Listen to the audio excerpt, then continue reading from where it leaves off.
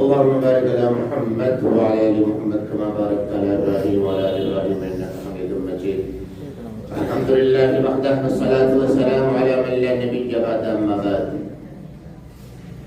اعوذ بالله من الشيطان الرجيم. بسم الله الرحمن الرحيم. شهر رمضان الذي انزل فيه القران هدى للناس وبينات من الهدى والفرقان فمن شهد منكم شهر فليصم. صدق الله العظيم.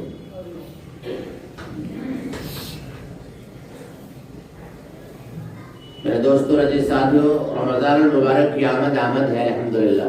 ہیں آپ الحمدللہ. ایمان والے کو، اسلام والے کو، قرآن والے کو، جنت والوں کو، نبی والوں کو، رسول والوں کو، اللہ والوں کو رمضان مبارک کا انتظار بڑی بےتابی کے ساتھ رہتا. کیونکہ رمضان مبارک یہ ایک عظیم نعمت ہے ہم انسانوں کے، خاص طور سے ہم ایمان والوں. یہ ایک موسم بہار ہے جس کی بخشش پورے سال نہ ہوئی، اس کی بخشش کا سامان ہے اس مہینے میں. پورے سال جو اللہ کی رحمت سے دور رہا اس پر رحمت کی بوندیں، فوارے اور چھینٹے نہیں بلکہ موسلا دھار رحمتوں کی بارش کا مہینہ ہے. جو پورے سال 11 مہینے پریشان رہے کہ میری دعا قبول نہیں ہوتی اور میری دعا اوپر نہیں جاتی اور میرا کام نہیں بنتا، اس کے کام بننے اور دعا کے قبول ہونے کا یہ مہینہ ہے جو آنے والا ہے.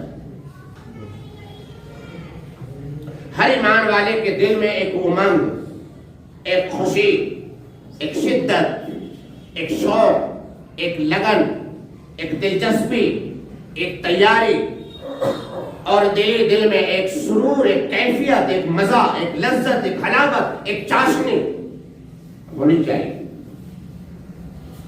میرے اور آپ کے نبی جناب رسول کریم صلی اللہ علیہ وآلہ وسلم رمضان المبارک کا استقبال فرمایا کرتے. صحابہ کرام رضوان اللہ تعالی علیہم مجمعین کو رمضان المبارک کے آنے سے پہلے آپ اس کی اہمیت کو بتاتے، اس کی فضیلت کو بتاتے اور رمضان المبارک کی شان اور اس میں اللہ رب کریم کی توجہ اور قربت اور معرفت اور اس کے فائدوں کو سمجھایا کرتے تھے. اور خود بھی آپ صلی اللہ علیہ وسلم کا یہ معمول تھا کہ رمضان سے پہلے شعبان اور شعبان سے پہلے رجب، گویا کہ رمضان المبارک کے چاند نکلنے سے 2 مہینے قبل جب رجب کا چاند دکھائی دیتا، اللہ کے نبی جناب رسول کریم صلی اللہ علیہ وسلم بارگاہ عزی میں دعا کے لیے ہاتھ اٹھا دیتے اور اللہ رب کریم سے فریاد کیا کرتے، اللہم بارک لنا فی رجب و شعبان وبلغنا رمضان. اے اللہ ہمارے لیے رجب میں بھی برکت دیجئے، شعبان میں بھی برکت دیجئے اور ماہ رمضان کو خاص طور سے رحمتوں برکتوں سے نواز دیجئے. میرے نبی، آپ کے نبی، کائنات کے نبی، معصوم شخصیت، شاقی محشر، شافی محشر جناب رسول کریم صلی اللہ علیہ وسلم کی عادت شریفہ تھی کہ 2 مہینے قبل رمضان سے آپ اس کے لیے دعا فرماتے اور اس دعا کے آخری جز میں فرمایا وبلغنا رمضان وبلغنا رمضان. مطلب یہ ہے کہ اللہ ہماری اتنی عمر دیجئے، ہمیں صحت دیجئے، تندرستی دیجئے، رمضان مبارک تک ہمیں زندہ رکھیے تاکہ میں رمضان مبارک کا روزہ رکھ کر آپ کو راضی کر سکوں.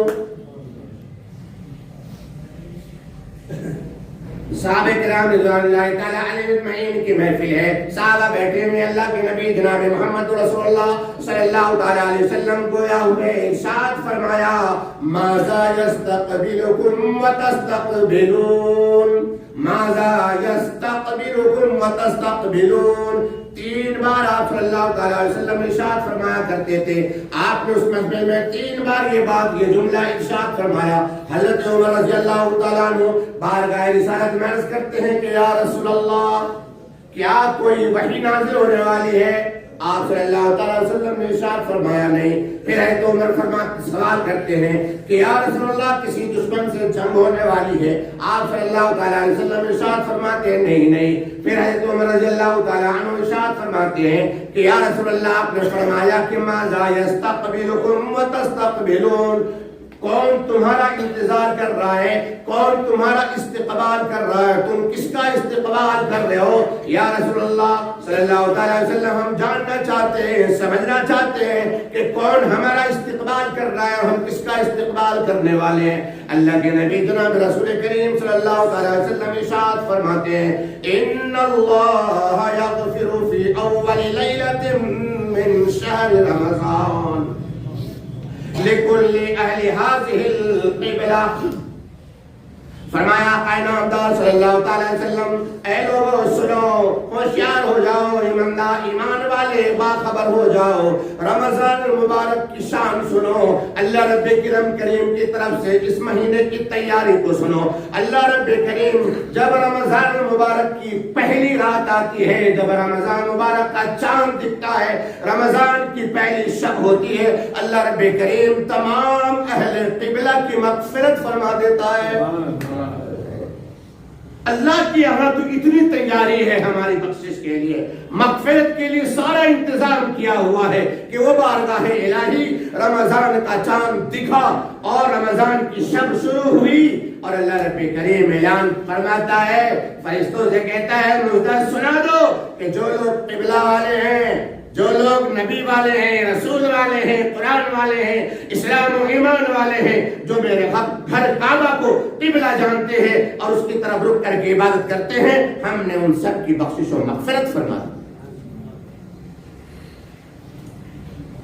اس مہینے میں ہمیں رمضان مبارک سے پہلے جو وقت ہے, جو 2-4-5 دن کا وقت ہمارے پاس بچا ہے میرے بھائیوں, یہ صحابہ کرام رضوان اللہ تعالی علیہ مجمعین سے اور بزرگوں سے یہ بات ثابت ہے کہ شعبان کے مہینہ شروع ہوتے ہی روزوں کی کثرت کیا کرتے تھے. اللہ کے نبی صلی اللہ علیہ وسلم کی تو عادت شریفہ تھی کہ آپ اس مہینے میں بڑی کثرت سے روزے رکھا کرتے تھے. اس مہینے میں کثرت سے روزے رکھو رمضان مبارک کے استقبال کے لیے. قرآن پڑھنے والے ابھی سے قرآن کریم کی تلاوت کرتے تاکہ رمضان جب آئے تو روٹین صحیح بن جائے, مزاج اور طبیعت میں قرآن رچ بس جائے. جو نماز پڑھنے والے ہیں 5 وقت نماز کے پابند, وہ اپنی نماز کے اندر اور اضافہ کرتے, نفلیں سنتیں 4 اوابین, اشراق, تہجد اور دیگر نوافل ابھی سے پڑھنا شروع کرتے تاکہ رمضان آئے تو الگ سے انہیں کوئی ٹینشن لینے کی ضرورت نہ پڑے. جو نماز پڑھنے والے نہیں ہیں, سستی اور کاہلی میں پورا وقت انہوں نے گزارا ہے, انہیں بھی چاہیے کہ وہ آج سے نماز شروع کر دیں, ابھی سے نماز شروع کر دیں. 5 وقت کی جو جمع ہے وہی پڑھتا رہے تاکہ جب ہم رمضان میں داخل ہوں تو ہماری ان تیری نمازیوں کی حالت میں رہو. یہ استقبال ہے رمضان. اسی طرح زکات نکالنے والے اپنے حساب جوڑ لیں, ابھی سے زکات دینا شروع کر دیں, گھر تلاشے, یتیموں کو تلاشے, بیواؤں کو تلاشے تاکہ ان کے گھر میں بھی روزہ افطار اور سحری کا انتظام ہو جائے. ہم رمضان والے بزنس مین سارے بیٹھے ہوئے, آپ کا کاروبار ہے, سفر ہوتے ہیں, ادھر ادھر جانا پڑتا ہے, ابھی سے آپ شیڈول بنا لیں رمضان کو کیسے گزارنا ہے. آرام کا وقت, تلاوت کا وقت, نماز کا وقت, تسبیح کا وقت, تراویح کا وقت, کہاں تراویح پڑھنی ہے, یہ سب چیزیں آپ طے کر لیں. ہونا تو یہ چاہیے کہ یہ 11 مہینے ہمارے بچوں کے لیے اور 1 مہینہ اللہ کے لیے, سب کام ہم چھوڑ چھاڑ کے 1 مہینہ اللہ کے لیے. جا رہے لوگ ٹکٹ بک کرا کے خانہ کعبہ میں طواف, پورے مہینے کو اس کے اعتکاف کے لیے, کوئی مسجد نبوی جا رہا ہے, کوئی خانہ کعبہ کو جا رہا ہے, اور آپ جا کے بڑے شہروں میں دیکھیے مسجدیں آباد ہونے لگ گئی ہیں ابھی سے. یہ پورا مہینہ عبادت کا ہے. اگر ایسا نہیں کر سکتے تو کم سے کم یہ ضرور کر لیجئے کہ اس مہینے میں تھوڑے سے کام کو ہلکا کر لیجئے. ہم باز نہیں آتے اس مہینے میں بھی, کون سا ہمیں ٹاٹا برلا بننا, بنیے, مشکل نہیں ہے, لیکن رمضان کو رمضان کی طرح رکھیے. ابھی سے نیت کریں گے, کوشش کریں گے, تیاری کریں گے تو انشاءاللہ مشکل کوئی نہیں ہے. آپ کا کاروبار بھی چلتا رہے گا, دکانیں بھی چلتی رہے گی, بزنس بھی ٹھیک ٹھاک ہوتا رہے گا, اور انشاءاللہ رمضان بھی صحیح طریقے سے گزر جائے گا. یاد رکھیں, جس کے زندگی میں کوئی شیڈول نہیں, کوئی اصول نہیں, کوئی رول ریگولیشن نہیں, کوئی ضابطہ نہیں, کسی چیز کی کوئی پابندی نہیں, ایسے شخص کا رمضان ہر سال آتا ہے, شروع ہوتا ہے, 1 جمعہ 2 جمعے منجلا روزہ, الوداع جمعہ, عید منائی, بات ختم. ایسا ہی ہو رہا ہے نا. ایسے تو ہو رہا ہے نا، رمضان افطاری کیا بجے ہے جی، شہری کیا بجے ہے جی، ہمارے جتنے ہو گیا ہمارے اتنے گیا، آج رات کو شہری میں ہماری آنکھیں نہ کھولی اور بھیا یوں ہو گیا اور وہ ہو گیا، ایسا ہو گیا ویسا ہو گیا. رمضان گیا، بڑی تیزی سے رمضان آتا ہے، بڑی تیزی سے گزر جاتا ہے میرے بھائی. ایسا نہ کرنا. اب تک تو ہم نے غفلت میں وقت گزار ہی دیا ہے، اب ایسا نہ کرنا خدا کے واسطے.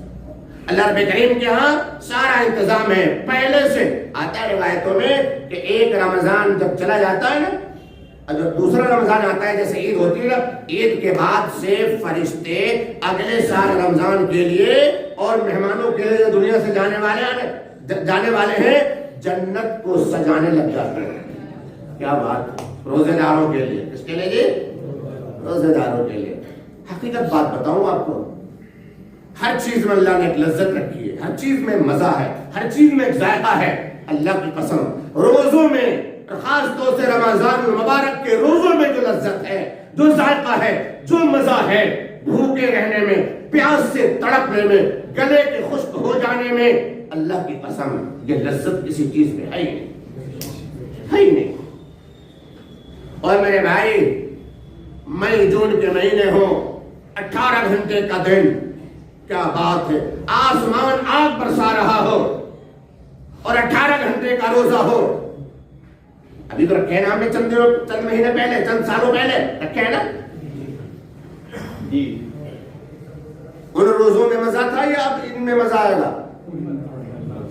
سچائی ہے بھائی، سچائی ہے. بہت سارے بھائیوں نے صرف گرمی اور شدت کی وجہ سے روزہ نہیں رکھا. اب تو اللہ نے موسم بالکل تر کر رکھا ہے، نمی بنا رکھی ہے.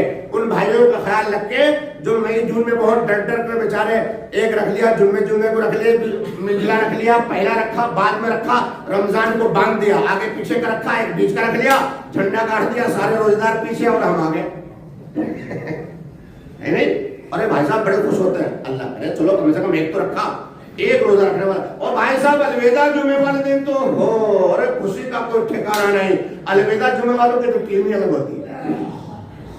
وہ اتنے خوش ہوتے ہیں کہ اللہ تیرا شکر ہے، اب رمضان میں کوئی جمعہ نہیں آنے والا، رمضان جا رہا ہے نا.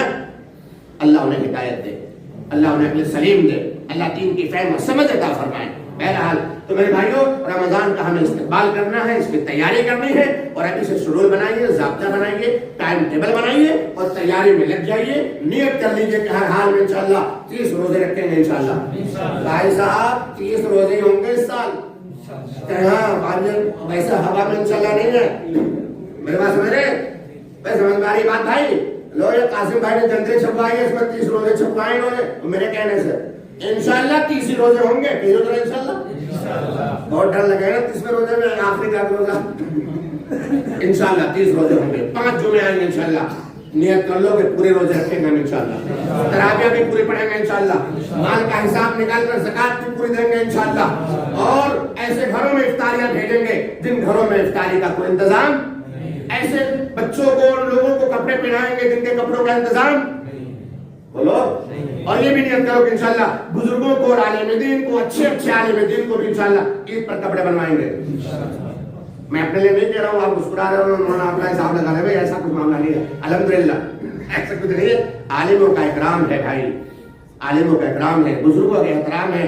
ہمارے بہت بزرگ پڑے ہوئے ہیں ہاپوڑ میں ماشاءاللہ. ہم بتائیں گے آپ کو کہاں کس کو کپڑے پہنانے. سمجھ میں آئی بات؟ خرچ کرو اچھے کاموں میں، اچھا اللہ کے راستے میں. اب رمضان کی تیاری تو ہم نے کر لی اپنے طریقے سے. اب آ جاؤ اپنے اس گھر میں. یہ کس کا گھر ہے بھائی؟ کس کا گھر ہے؟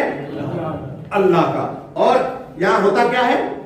عبادت. کیا ہوتا ہے؟ عبادت ہوتی ہے، تلاوت ہوتی ہے، ذکر ہوتا ہے، تسبیح ہوتی ہے، اللہ اللہ ہوتا ہے. یہاں لوگ اپنے سر کو اللہ کے سامنے جھکاتے ہیں، اللہ سے فریاد کرتے ہیں. یہاں اس زمین، مسجد کی جو زمین ہوتی ہے، اس پر انسان بیٹھا ہوتا ہے، بندہ بیٹھا ہوتا ہے، لیکن اس کا کنیکٹ 7ویں آسمان پر عرش الہی پر خدا کے پاس جاتا ہے. ہوتا ہے نا میرے بھائیوں.